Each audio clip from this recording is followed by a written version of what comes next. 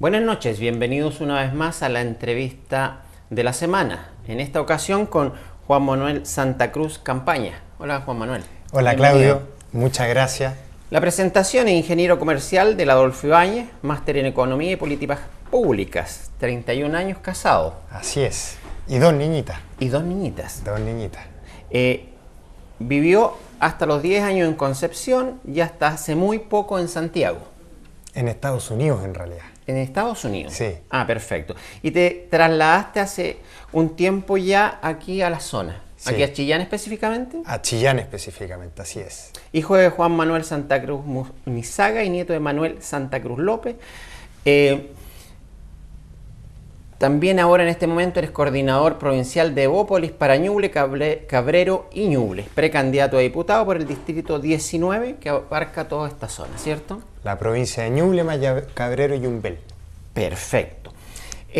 Entrando en materia, entrando en lo que es la entrevista, ¿por qué precandidato por esta zona? Si bien es cierto, tú naciste y viviste una pequeña parte de tu infancia en Concepción, no eres de esta zona. ¿Por qué llegar a Ñuble?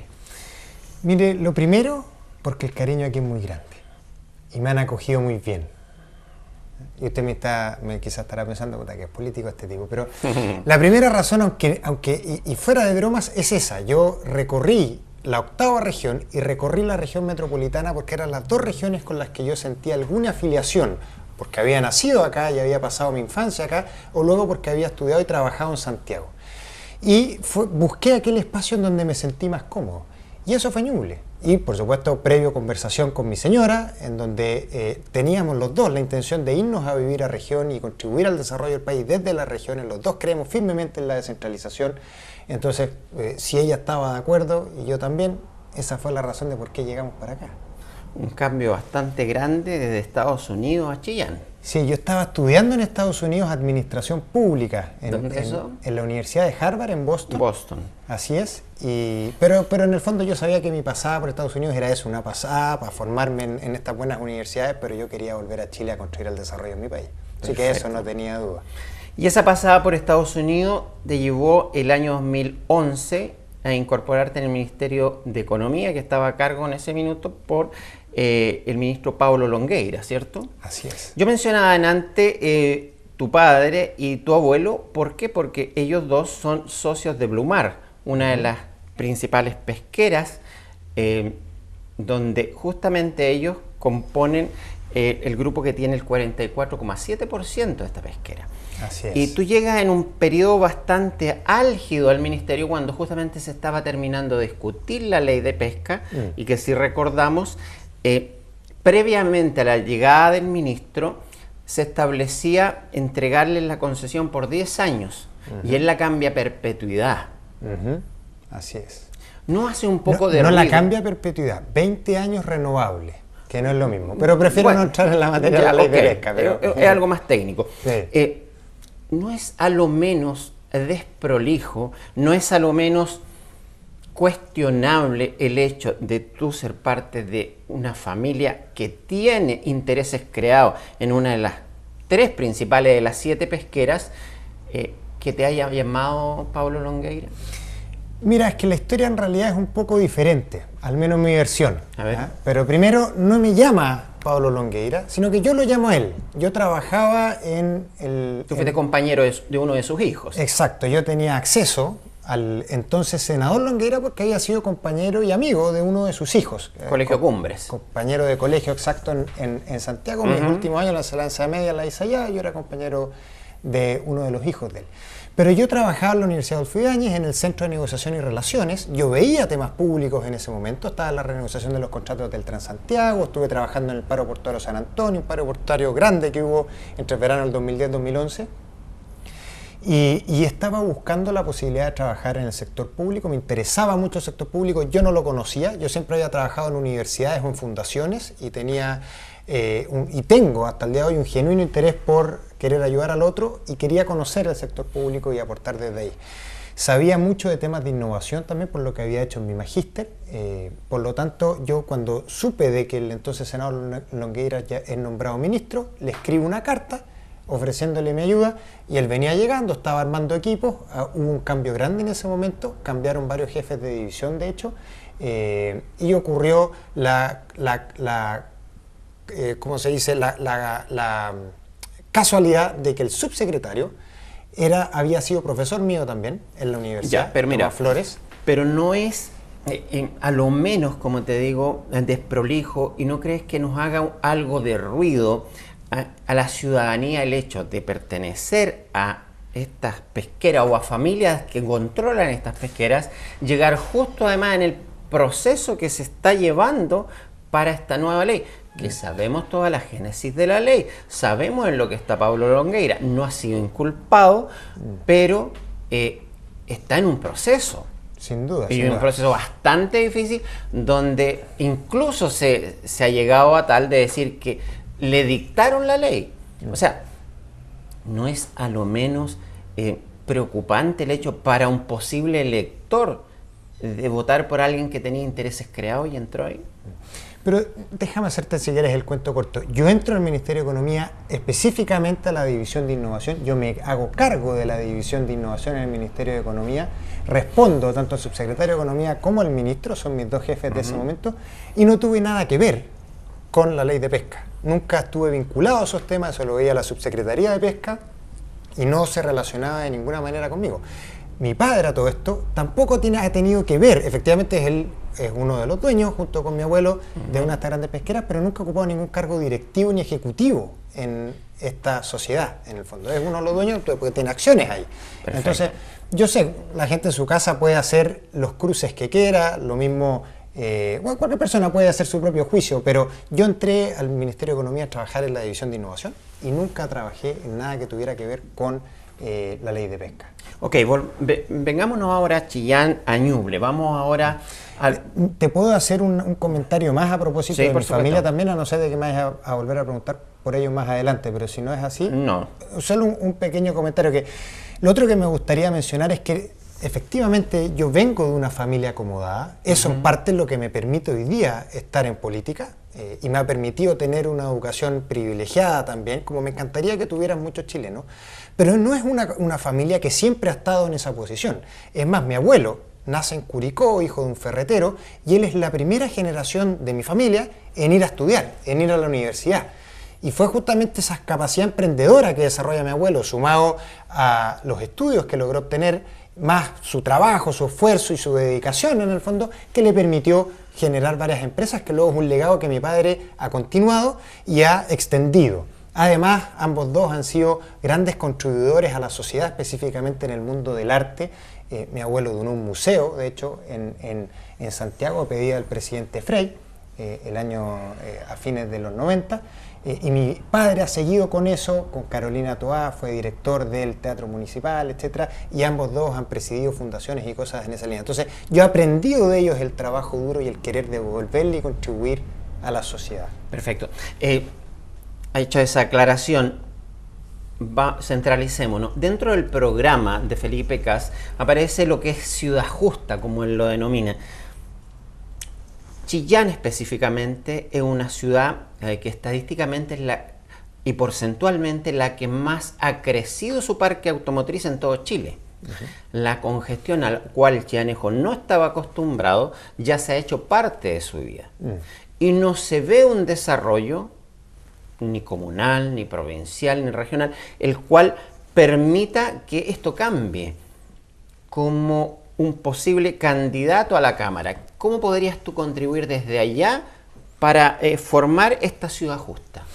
Bueno, principalmente a través de la articulación de las autoridades locales. ¿Por qué digo esto? Porque parte del problema es que la responsabilidad de la construcción de ciudad se va dividiendo entre las distintas autoridades locales y nadie se hace responsable. Le doy un ejemplo. Chillán y Chillán Viejo son una intercomuna, pero que en realidad son una gran ciudad, ¿no es cierto? Pero cada uno se hace cargo de su espacio. Y uno cruza la calle, está en la otra comuna, y en el fondo la coordinación de los dos no es evidente.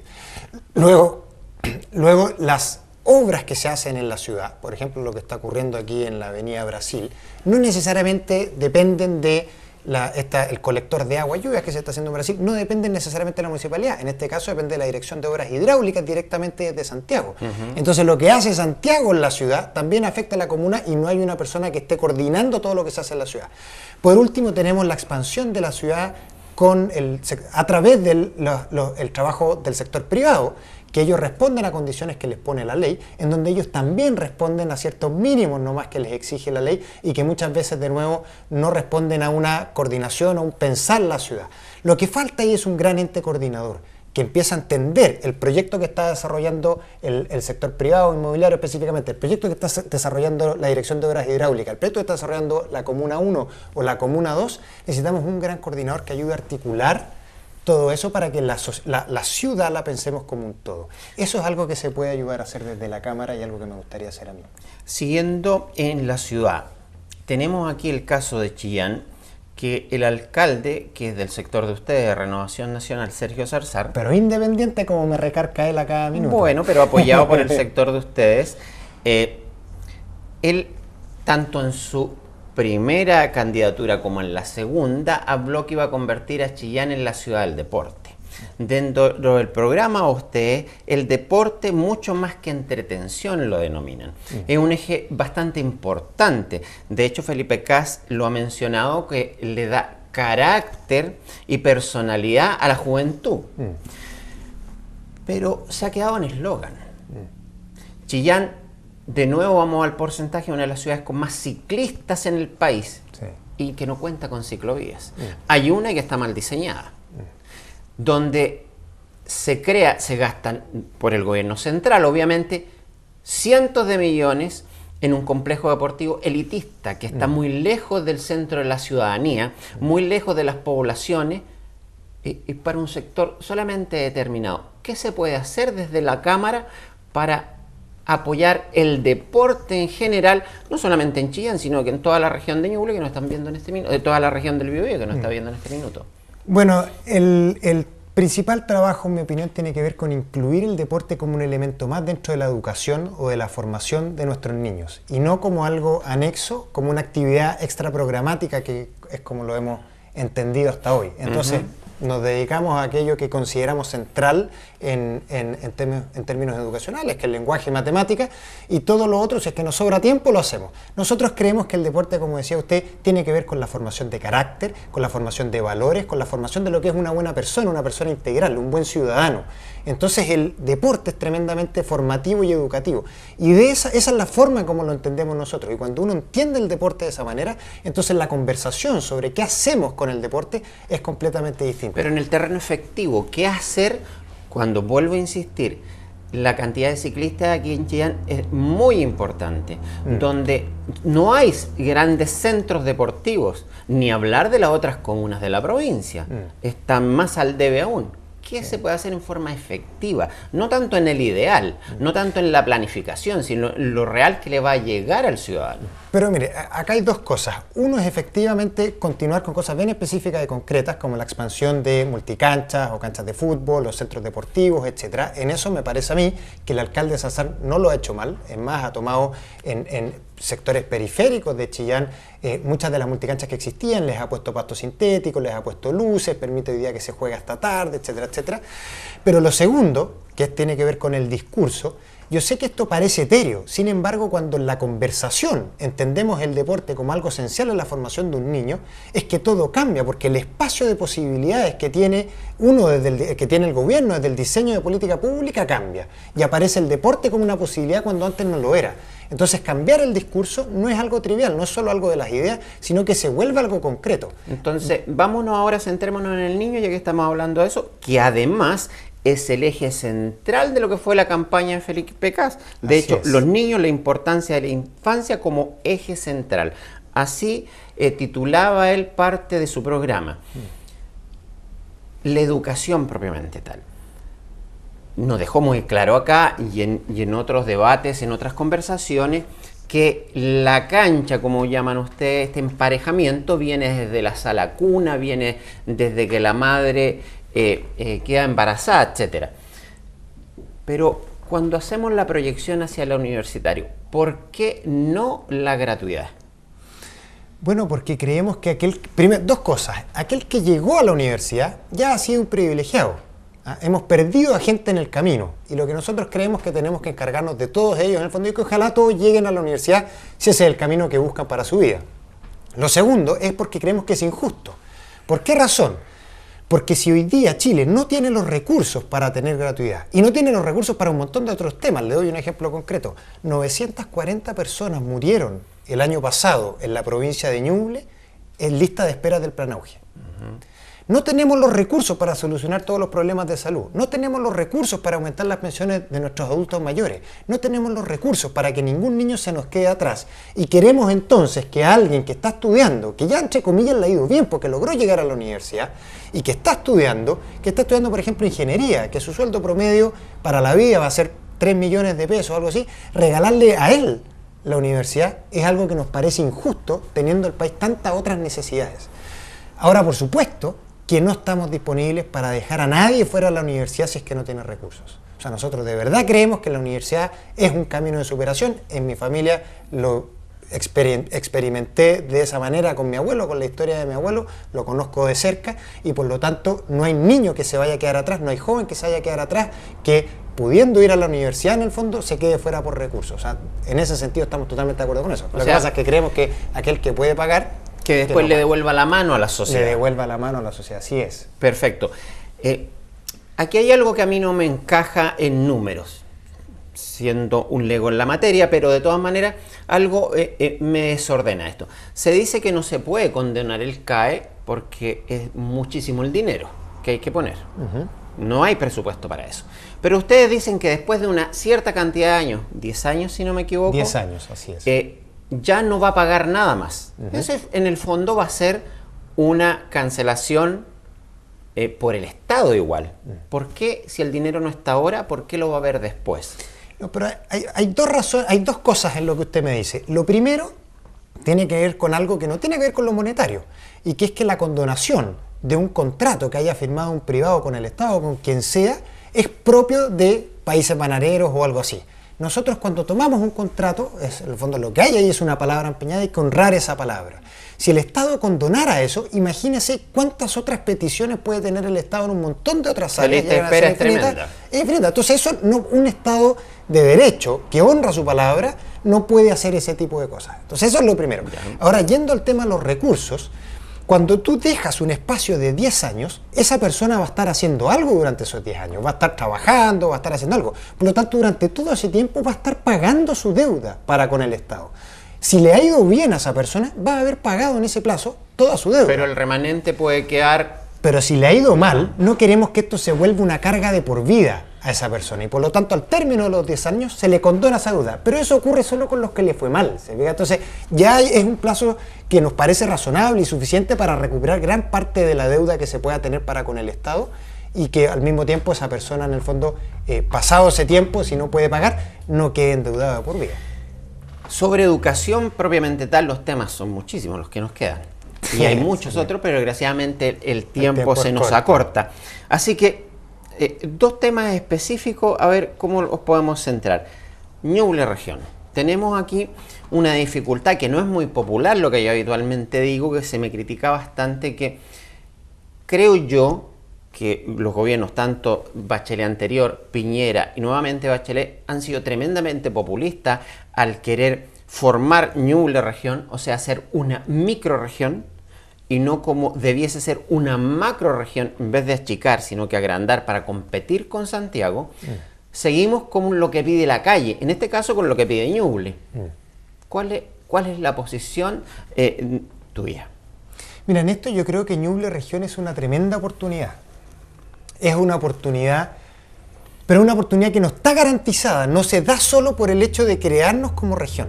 Es más, creo que hoy día estoy preocupado porque yo veo que la conversación predominante tiene que ver con cómo se van a repartir los cargos públicos y básicamente replicar el mismo tipo de cultura que tiene Santiago en sus regiones, o que tiene Concepción, que ha tenido con Chillán, etcétera, en la provincia de Ñuble. Es decir, el mismo centralismo que hemos tenido en otros lados, simplemente lo estamos importando y haciendo a nivel más chico dentro de la provincia, como dice usted, una microrregión. Si eso fuera así, si eso va a ocurrir de esa manera, yo estaría en contra, en el fondo, de Ñuble Región. Yo la esperanza que tengo es que aprovechemos la oportunidad de generar un cambio cultural, que es de ordenarnos internamente de una forma distinta, y que la manera de organizarnos como región sea en base a cómo vamos a ayudar y a potenciar a aquellos que están más atrás dentro de la región, aquellos que son más vulnerables, aquellos que son invisibles para la región. Las comunas, por ejemplo, que son más pobres. Entonces, ¿cómo rompemos esa lógica del centralismo y ayudamos a los que están más postergados? Esa para mí es la oportunidad. Pero insisto, al dividir, el grande se sigue comiendo a los pequeños. Tenemos de hecho una ley muy injusta que es la ley espejo. Cada peso que se gasta en el Transantiago, uno igual va a las otras 15 regiones.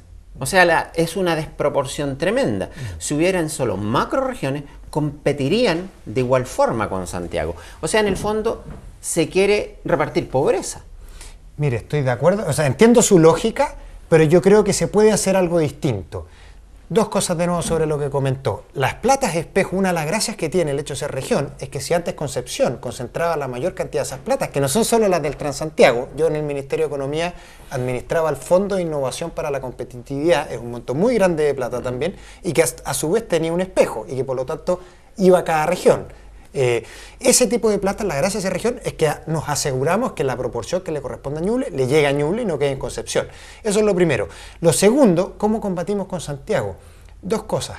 Uno es que igual nomás que las regiones pueden aliarse como tales. Y ese es un ejercicio... Cosa que no se ha dado. Cosa que no se ha dado, estoy de acuerdo con usted, pero ahí es donde vengo yo con esta idea de que si no tenemos un cambio cultural, entonces nada va a cambiar y simplemente nos vamos a volver una región chica, insignificante en el fondo. Acá te pasa porque hagamos un cambio cultural y digamos cuál va a ser nuestra identidad, qué le vamos a ofrecer nosotros al resto de las regiones, qué le vamos a ofrecer al país y qué le vamos a ofrecer al mundo. Y desde ahí trabajar con otras regiones para hacerle el peso a Santiago. Esa es la manera de hacerle el peso a Santiago. Con un tema que es demasiado importante, parece ofensivo, pero solamente quiero una cápsula. La salud en Chile sabemos lo mal que está. Sabemos que el gobierno, que ya le falta poco por terminar, ofreció una cantidad de hospitales que iban a estar construidos y no va a estar muy lejos de aquello. Y uno de los perjudicados es justamente Ñuble con el nuevo hospital de Chillán. ¿Qué hacer con él? Si me pregunta a mí, continuaría con el proceso que terminó este gobierno, lo reactivaría y reiniciaría rápidamente. ¿La licitación? La licitación. Había quedado avanzado el gobierno anterior y lamentablemente este gobierno... ¿Lo terminó solo por ideología, creo? Yo creo que sí, a ellos no les gustaba el sistema de licitación y no fue este el único que terminaron varios, prometieron un montón de hospitales, si los hubieran cumplido, bueno, no estaría yo tan complicado, pero no fue el caso, no cumplieron con nada y por lo tanto creo que hay que volver al sistema antiguo de licitación. Que haya que hacer mejoras, de todas maneras, las licitaciones siempre son perfectibles y por lo tanto tenemos que preocuparnos de hacerles esas mejoras para que la atención sea buena y los perjudicados no sea ni el Estado ni los ciudadanos. Por último, para terminar, ¿qué se necesita para que Juan Manuel Santa Cruz sea candidato a diputado y no precandidato? ¿Que terminen las negociaciones en Santiago? ¿Qué pasa ahí? Una cosa, sí, tienen que ocurrir dos cosas. Uno, me tiene que nombrar el partido. Eso es quizás lo más fácil. El partido Evópolis, al que pertenezco, el comité político tanto regional como nacional, tiene que validar a todos los candidatos. Eso va a ocurrir entre julio y agosto de cara a la inscripción. Pero lo segundo es que Chile Vamos, que es la coalición en la que participa Evópolis, también esté disponible para compartir los cupos con Evópolis. ¿Pero por qué tan lento el proceso si cuando ya tenemos, por ejemplo, por la UDI aquí en la zona Gustavo Sangüesa, que lleva meses ya corriendo como un seguro candidato de Chile Vamos? Claro, pero es que la diferencia está en que ellos son un partido establecido, de siempre, etcétera, que por derecho propio ellos se autodesignan sus dos cupos y lo que quieren es el tercero. Como coalición acá presentamos 6 candidatos en total. ¿Qué le gustaría a los partidos grandes, que es la UDI y RN, que fueran 3 y 3? ¿Qué estamos diciendo nosotros? Que vayamos 2, 2 y 2 en el fondo. Pero esa es la negociación. Dejando al PRI afuera. Dejando al PRI afuera, pero porque el PRI voluntariamente dijo, este distrito yo lo dejo de lado porque nosotros no tenemos candidatos acá, en el fondo. Si el PRI se subiera además a la mesa, se vuelve más complicada la negociación porque necesitamos un espacio para todos. Entonces esa es la razón de por qué Gustavo dice, oiga, yo voy seguro aquí porque yo vengo del partido grande. Claro, el partido grande pone la pata encima a los chicos y se acabó el problema. Y por eso él lo dice con toda seguridad. Y a mí me cuesta un poco más decirlo porque no estoy seguro cómo vaya a salir esa negociación, pero estamos muy confiados de que sea próspera y que por lo tanto podamos competir acá. Juan Manuel, muchas gracias. Claudio, muchísimas gracias, encantado de participar aquí. Perfecto. Y con ustedes el próximo domingo. Buenas noches.